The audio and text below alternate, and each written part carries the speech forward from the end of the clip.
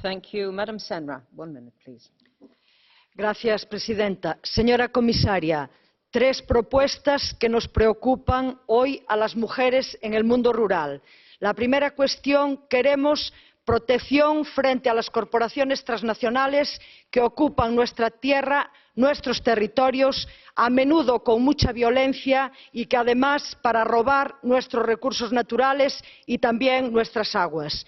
En segundo lugar, protección frente a la agricultura industrial que destruye nuestros puestos de trabajo, que contamina, que fumiga pueblos enteros y que además nos expulsa de nuestros mercados locales y de nuestros mercados de proximidad.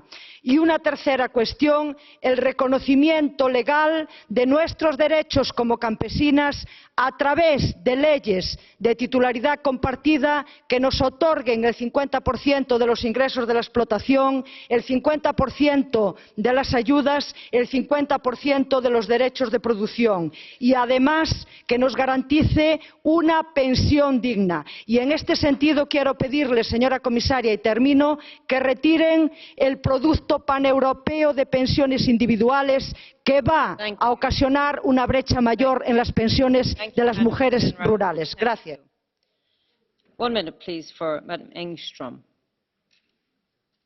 Tack, fru ordförande. Fru kommissionär, Mrs Bilbao. Skulle du kunna tänka dig att föda barn i en bil 50 mil från närmsta barnmorska?